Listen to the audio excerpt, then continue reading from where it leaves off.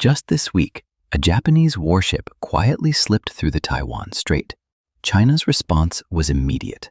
Their warships moved directly toward Japanese territorial waters. And at the same time, almost without anyone noticing, Japan's parliament voted to tear up a weapons export ban that had been locked in place for decades. While all of this was happening, most people were busy checking if the yen had dropped enough to make a shopping trip to Tokyo worth it. But the people who actually understand what's on the table right now, they felt a chill. This is a country crippled by an aging population, a country where young people have given up, a country the world wrote off as lost for 30 years. By every measure, it should be out of the game by now. But here's the reality. It's still sitting comfortably as the world's third largest economy, and it quietly controls the most critical choke point in the entire global semiconductor supply chain.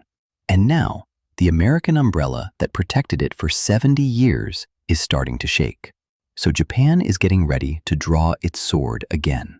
This isn't a history lesson. This is 2026.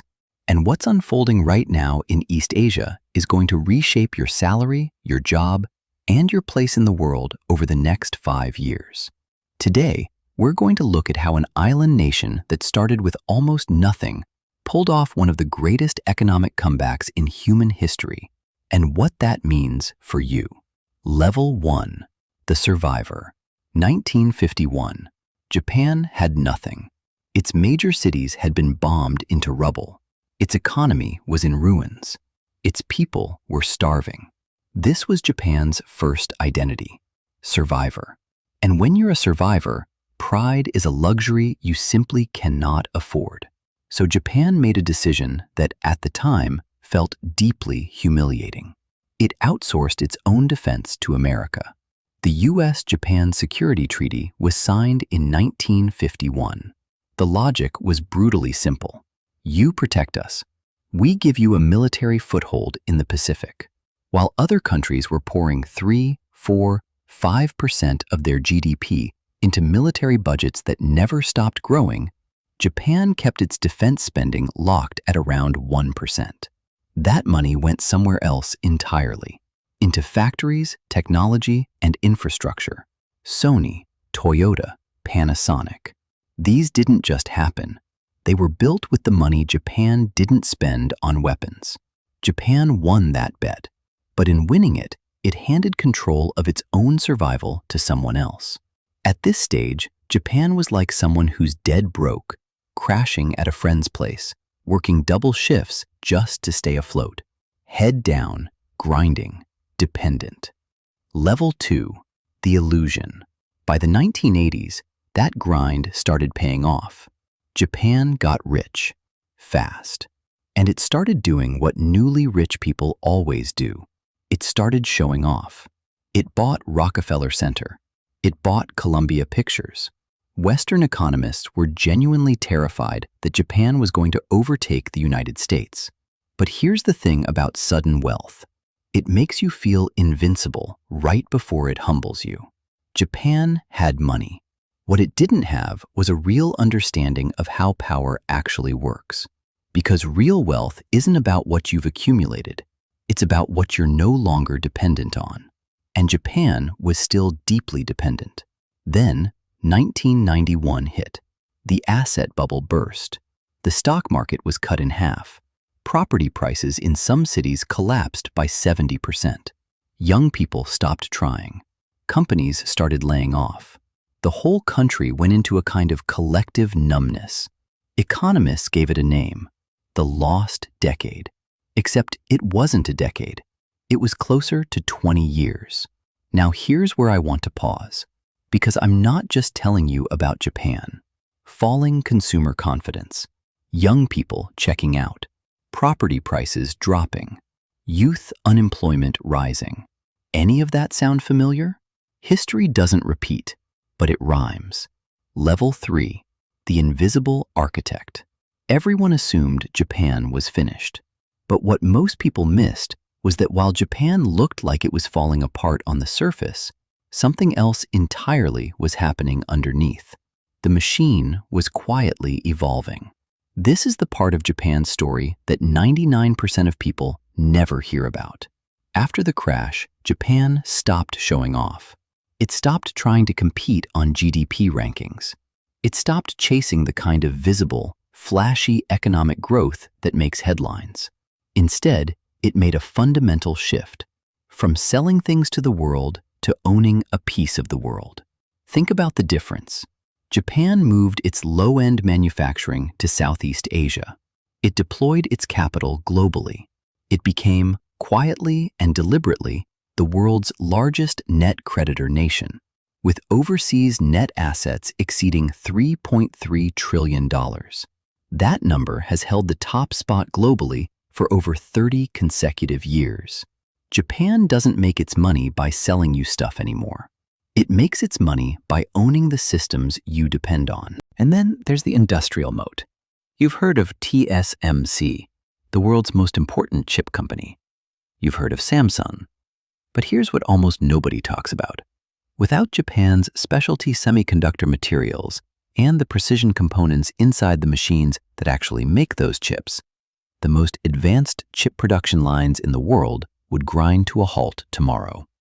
Other countries have spent 30 years and trillions of dollars trying to replicate that invisible industrial layer. None of them have fully cracked it. Japan learned the hardest possible way what it took to survive.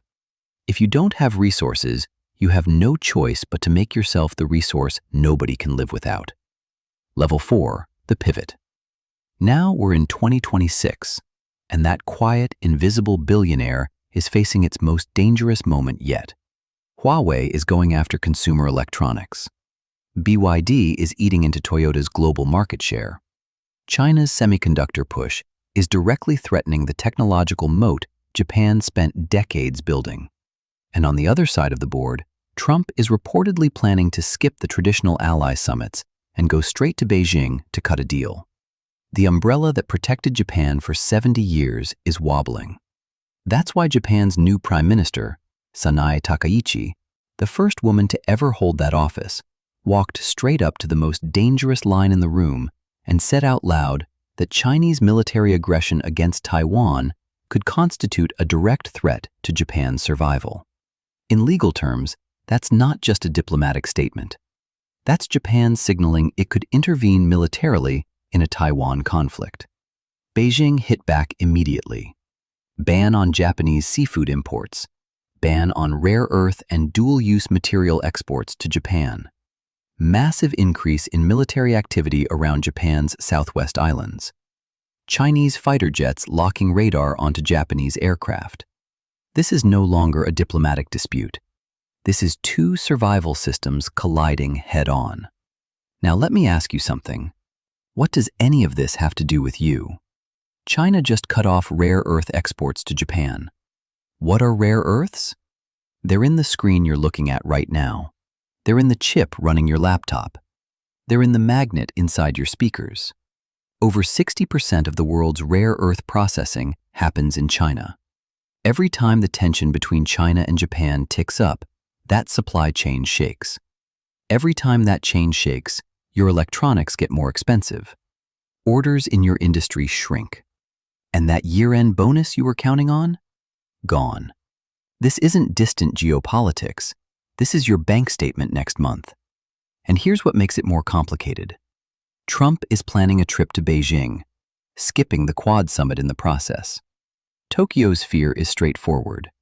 Is Washington about to trade Japan's interests for a better deal with China?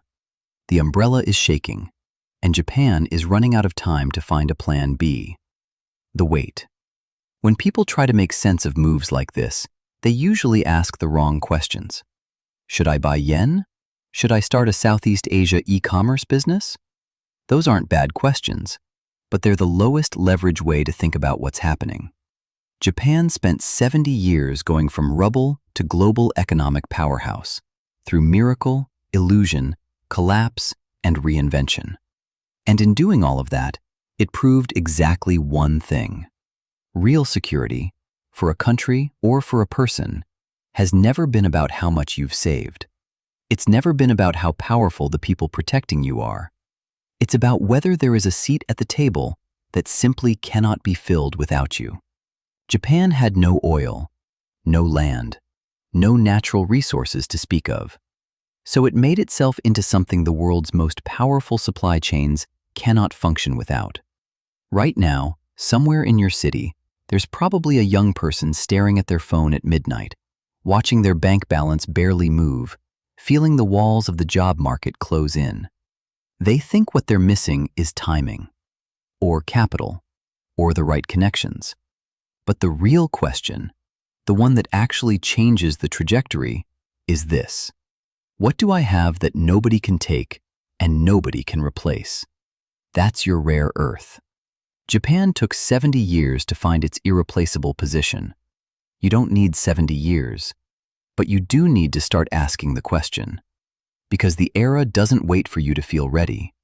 It opens every morning right on schedule, and it quietly removes everyone who can be swapped out without anyone noticing. Find your irreplaceability. That's the only moat that actually holds. No resources? Become the resource.